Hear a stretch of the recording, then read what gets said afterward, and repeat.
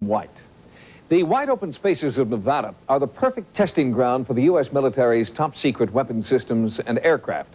So it's not unexpected that people who live there often report seeing unidentified flying objects. But the UFOs that have been sighted most recently are unique. You could see that it was definitely a spheroid-shaped object and that it was surrounded by this very energetic field that would lag behind the maneuvers that it would make. We stopped on this ridge, and my partner looked at me. His eyes were as big as fish bowls, and he motioned for me to look back over our shoulders to the east. I can't say for sure what we saw was of this earth. Area 51, Dreamland, Groom Lake.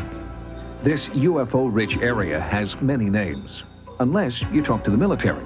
Despite high-level leaks about top-secret aircraft testing here, with codenames like Aurora and Black Manta, the Pentagon continues to issue their standard denials, even to Congress.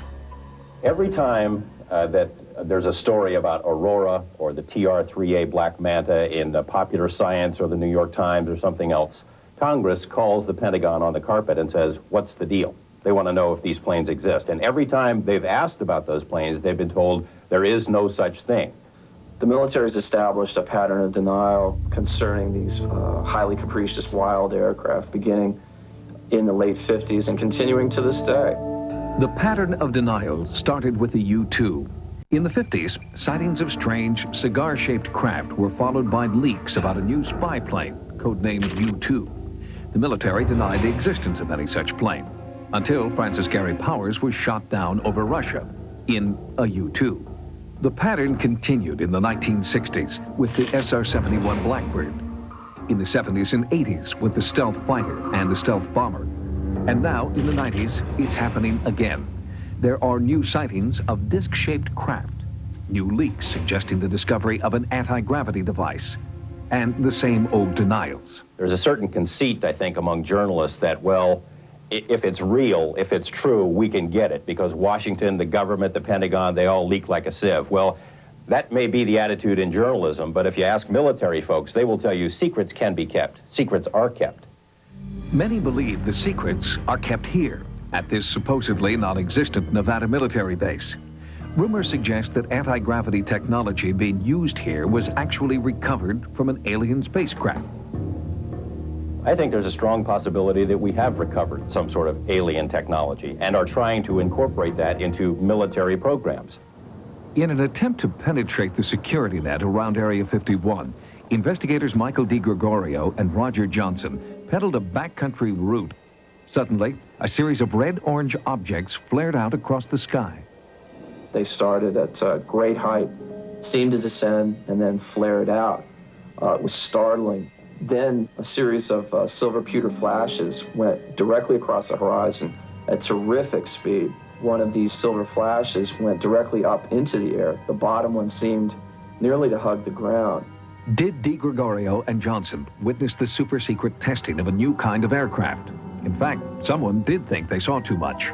As they returned to base camp, they were detained by a security patrol that seemed to be protecting more than just a stretch of arid landscape. Boom.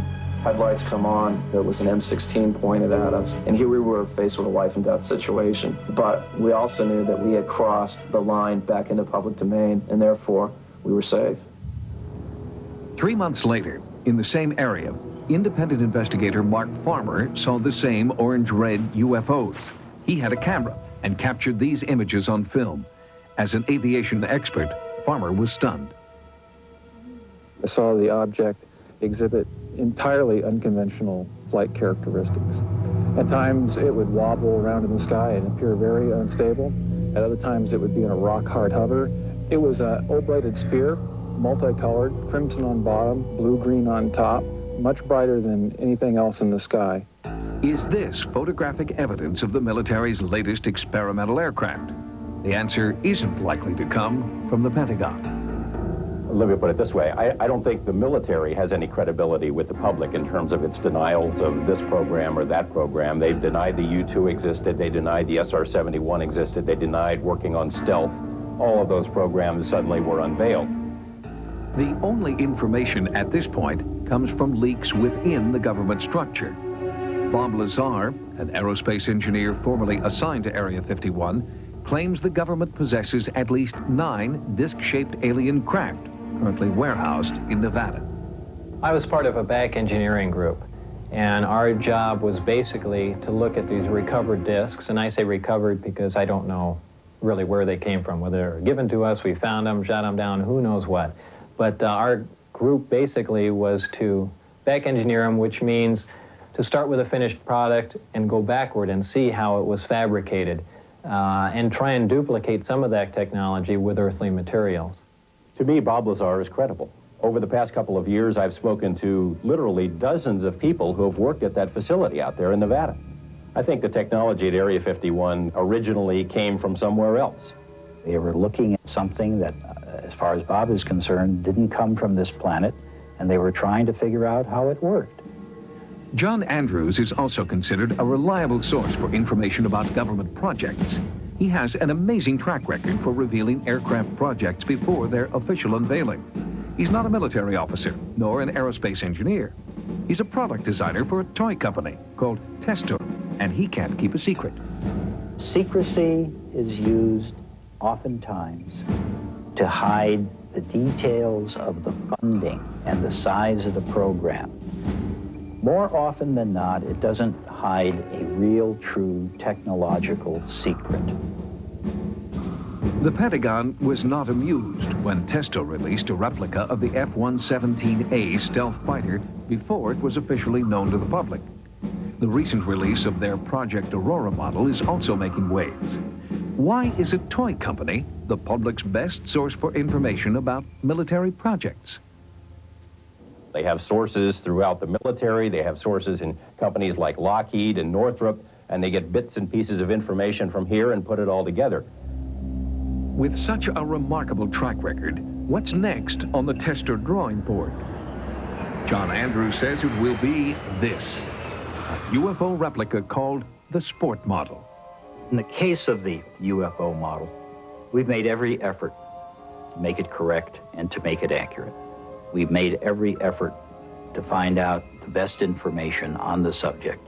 We went to people who said that they have worked on the craft. Could the Sport Model really be the next step forward in military aircraft design? Testor says yes, and the experts are listening. The Testor Corporation has been very lucky in terms of building models that suddenly become real planes, but it's not luck. Now they're telling us that they believe that flying saucers at Area 51 are a real possibility. This model may be the very, very first authentic plastic scale model kit of something that was designed and built and flown from another planetary system. I cannot say that that is absolutely certain, but there is that possibility.